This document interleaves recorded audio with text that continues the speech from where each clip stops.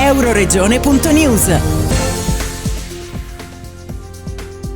I libretti di viaggio di Karin e Franz. Dopo l'anteprima a Vienna al Palais Hansen e Kempinski, i coniugi Karin Stranher, giornalista, e Franz Engelhofer, artista, sono approdati in quel di Trieste, sempre dispensatori di una contagiosa e sorridente simpatia, per presentare il libretto di viaggio Il mio weekend von Wien nach Bella Italia, edito da luxurytravel.it. L'ultimo, ma solo in ordine di tempo, racconto scritto ed illustrato frutto della loro inguaribile passione per il viaggio, dove l'Italia occupa un posto privilegiato. Ad accogliere Franz e Karin nella strepitosa cornice del Doubletree by Hilton, nel cuore di Trieste, la console onoraria d'Austria a Trieste, Sabrina Strolego. Intanto benvenuti nella nostra bellissima città, che diciamo che ogni angolo è austriaco. Abbiamo fatto 700 anni di Austria, quindi effettivamente penso che sia una piccola Vienna, e quindi questo è un grande piacere, un grande onore, perché la nostra città negli ultimi anni, diciamo, è meta veramente di tantissimi austriaci ed è veramente molto amata. Il direttore dell'albergo, Tito Di Benedetto. Thank you. Benvenuti a tutti al Doubletree by Hilton Trieste. My name is Tito Di Benedetto. I am the general manager of this beautiful location in Trieste.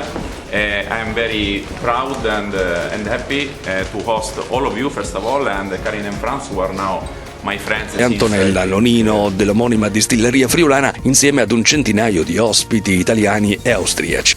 E dei bellissimi dipinti di Franz, che sono bellissimi, che ti fanno venire voglia di visitare anche l'Italia, perché sono molto,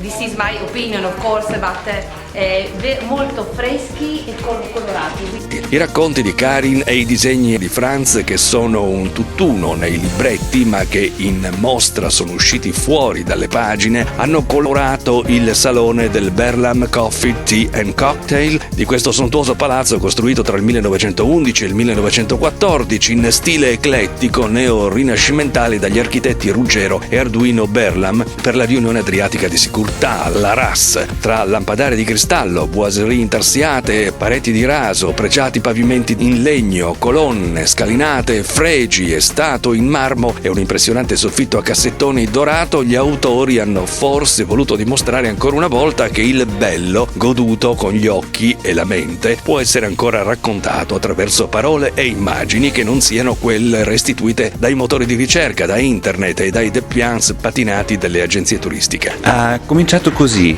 Mia moglie Karin ha sempre scritto, e a parte di essere professoressa all'Università d'Economia, anche scrive, è giornalista. E poi quando siamo in viaggio insieme, lei scrive tutto per i nostri amici che vogliono sapere dove siete adesso. Di bello, a Trieste, a Roma, a Verona. Si vede che siamo molto in Italia, per noi la bella Italia. E io invece ho cominciato a finanziare i miei studi come pittore. Non ho mai avuto una macchina fotografica e ho sempre fatto disegni piccoli con una matita e con un piccolo libretto, quello lì, dove ci sono tutti i disegni. Per esempio qui, questo sarebbe Venezia. Quello libro ha anche il mio collega, il professore Jones, il padre di Indiana Jones, se conoscete. E poi vengono queste cose vengono colorati con tinta cina da Parigi di Sennelier, e abbiamo già cominciato con il primo libretto, si chiama. Anche tutti i libri che facciamo si chiamano libretti di viaggio. Molto italiano, però il libretto è, come si dice, il guida per un'opera.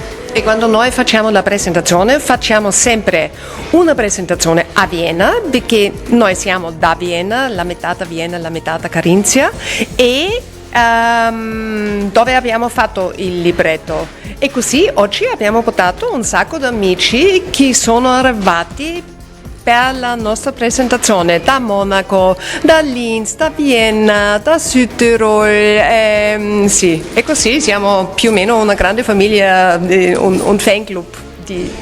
Voi siete stati qui già 5 anni fa e avete presentato una guida. Oggi che cosa presentate?